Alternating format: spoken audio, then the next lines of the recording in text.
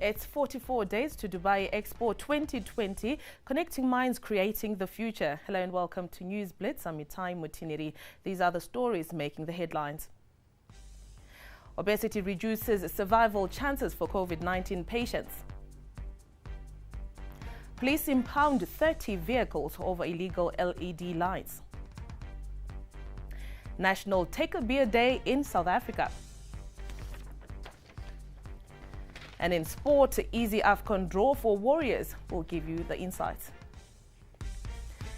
Zimbabwe continues its fight against COVID-19, although relative success has been recorded. The third wave, which is currently being experienced, has claimed many lives. To date, 4,156 people have succumbed to the virus and its related complications in Zimbabwe since 2020. 18 of these deaths were recorded in the past 48 hours. At its peak, the third wave saw the country recording up to 100 deaths daily, thereby overwhelming local cemeteries. However, the situation appears to be improving, but its effects continue to be felt. Our correspondent Mnashem Katlera is at Granville Cemetery to give us more details. Good afternoon. We are at Glenville Cemetery in Harare, popularly known as Mbudzi. It seems the COVID-19 cases in the country are decreasing. The deaths seem to be decreasing as well. I mean, at some point during the third wave, city of Harare had been experiencing about 15 burials per day at their council cemeteries. Now, 50% of those burials were COVID-19 related deaths. As you can see, it is a somber atmosphere, and the cases, the numbers, they're no longer just statistics. They are people we know. Even more reason for us to be vigilant and proactive in dealing with this deadly virus. In the same vein, a Zimbabwean cleric in Harare's Highfield suburb is on an intensive mobile COVID-19 vaccination exercise, which has seen the community benefiting from the initiative. New Highfield Roman Catholic priest Father Clifford Netekwa told ZTN that he realized most community members were people of older age who could not visit vaccination centers and decided to turn his church into an inoculation facility. Father Netekwa adds that misinformation is a major impediment to vaccination uptake, necessitating bringing services to communities. To date, the site vaccinates at least 200 people a day. The initiative comes as government aims to inoculate at least 60% of the community before year end. To date, the country has fully vaccinated 1,304,802 people. I realized that at my parish here in New Highfield, most of the people could not make it to Wilkins to get this vaccine. They were citing transport costs, and the majority of the people here in Highfield are very old, since Highfield is one of the oldest townships. So they were saying we are too old to go to Wilkins. So I approached the Ministry of Health, and they said to me they've got a mobile team which can go around. Then I asked them to come to my parish for the sake of the old people and for the sake of transport costs. So they started vaccinating people. And I brought in some nurses within the parish to educate people the importance of the vaccine. The Highfield community has commended the clergyman for bringing the vaccination drive to their doorstep. Ndauya kuzobaiwa kudzivirirwa COVID-19 yapararira nenyika yedu yese.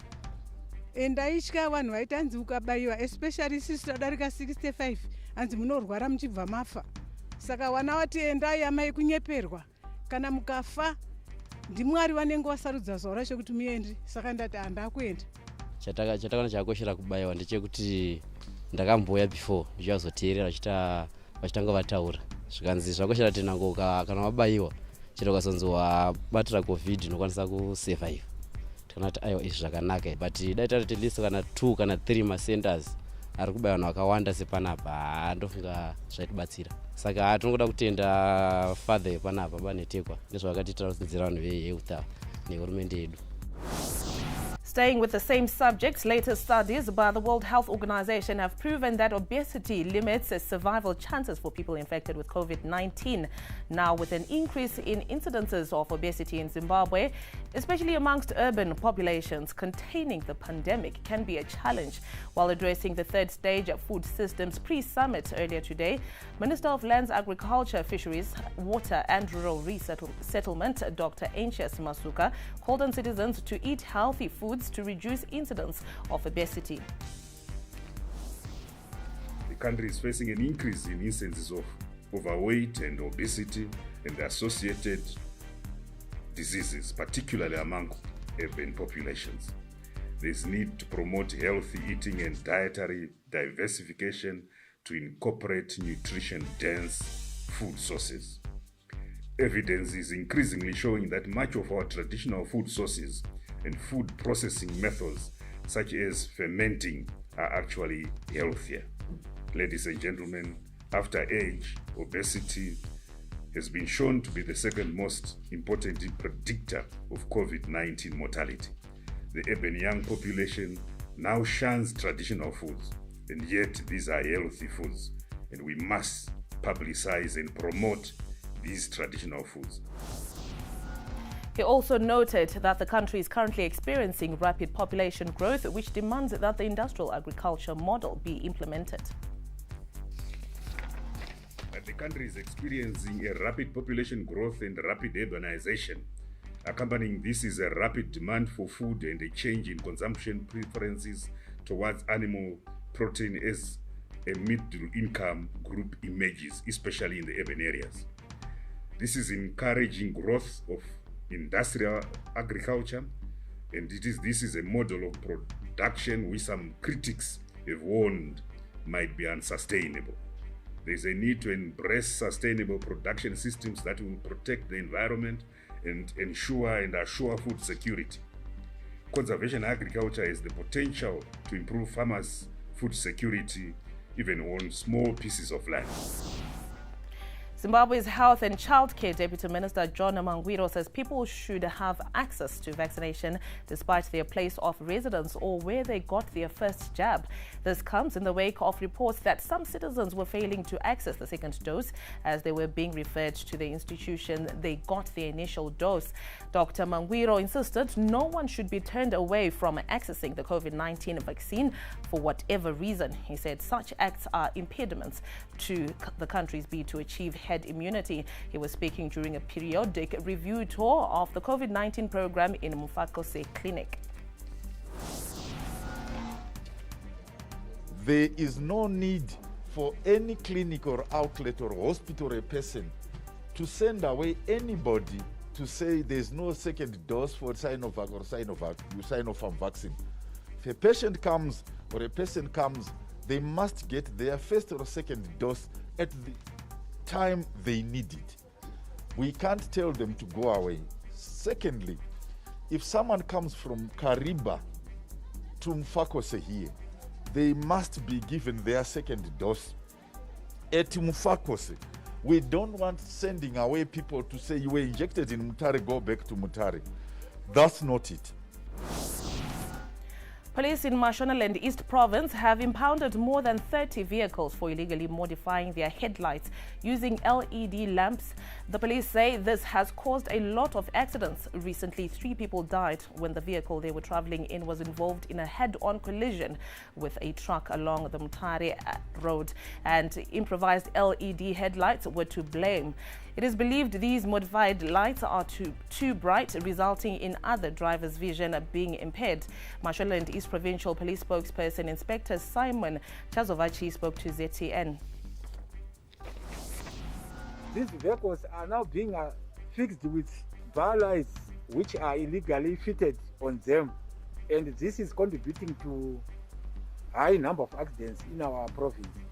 We have therefore, as police, arrested these offenders, and currently 30 errand motorists have been arrested for fitting illegal bar lights on their vehicles. This is in contravening section 66 of Statute Instrument 129 of 2015, which makes it an offense for any vehicle to affix additional lights on the vehicle.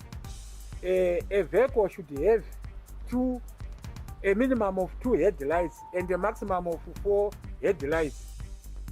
Police will keep on arresting anyone found with illegally fitted bar lights on their vehicles. Up next, regional and international news.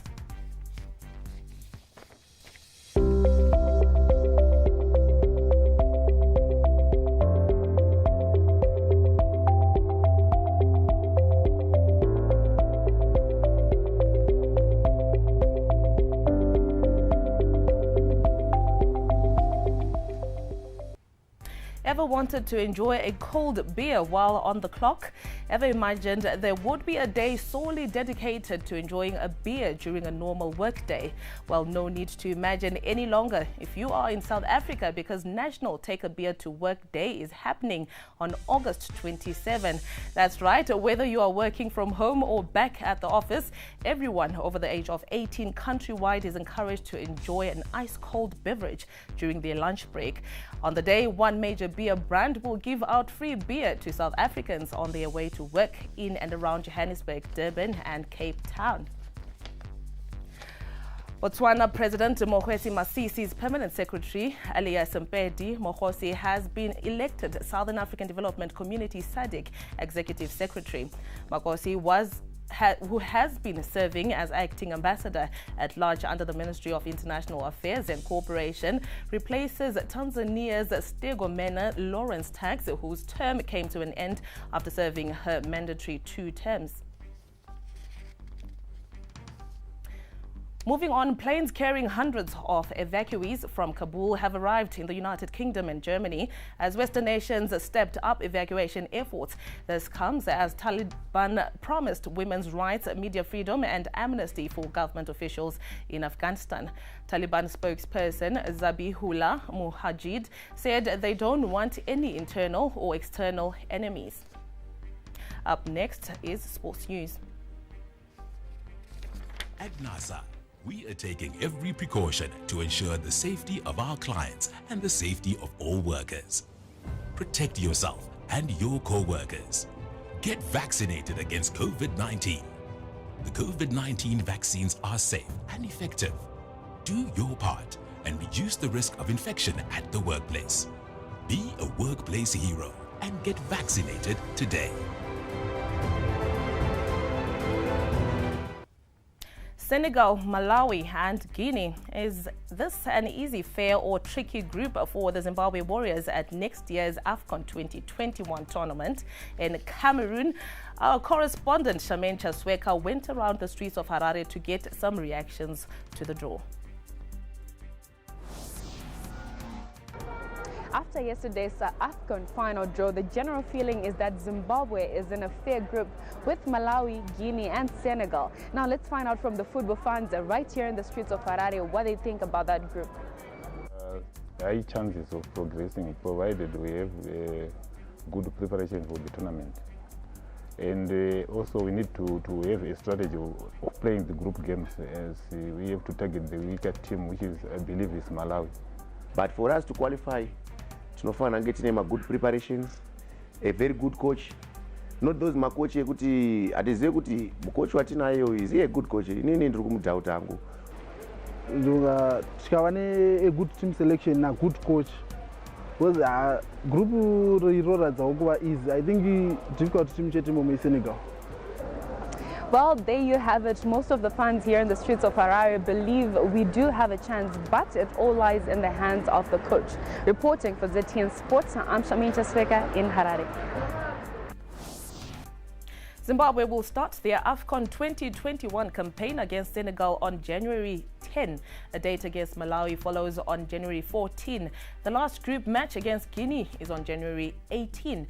We are now joined by ZTN correspondent Chido Chashe Manua for more on the Warriors and their AFCON group. Good afternoon, Chido. We saw some reactions there from fans, but what do you make of the draw? While I do agree with the community in saying that the Warriors are facing quite a lot of challenges, especially in their recent embarrassing performance at the COSAFA Cup, but I do believe that between now and January 2022, a lot can change. But for now, let's look at the teams that we've been placed in the same group with. What are our chances? While starting with Malawi, I believe that we can be very optimistic for that one because the last time Malawi beat us was in 2006 at the AFCON qualifiers. But as for Senegal and Guinea, those are the ones that we should watch out for because the last time the Warriors beat Senegal was only in 1999 at the AFCON qualifiers. And as for Guinea, the last time the Warriors actually won a game between them was in 1995.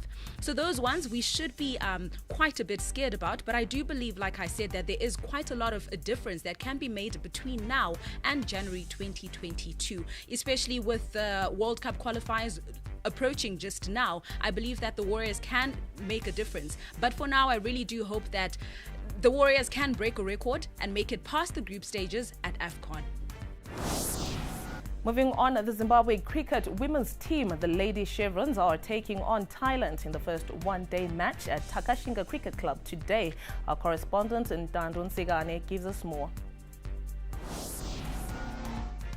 International women's cricket is back, and it's such a massive boost for the Zimbabwean women's team who have the World Cup qualifiers in Botswana next month. The weather is very cool and sunny, perfect for the first unofficial one-day match between Zimbabwe and Thailand. Some Highfield residents are liking the return of cricket at their local ground, and we could see some watching in the precast wall of the ground. But obviously no spectators are allowed due to the COVID-19 pandemic. But also to note is the return of Zimbabwe captain Mary-Ann Musonda after having a knee surgery, and also senior players like Chipo Mugeri Tiripano, Nometa Mtasa Ziambi and Ashley Nderaya are also back in the squad. So it's a positive thing for Zimbabwe, who earlier won the toss and elected to field. Action continues here at Takashinga Cricket Club. I'm Ndandun Sigane, back to you.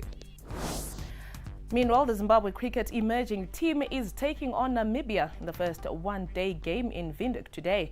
You can get the latest scores on our ZTN website.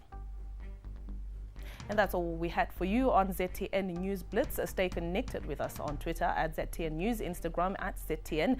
Our website is ztn.co.zw. Thank you for watching.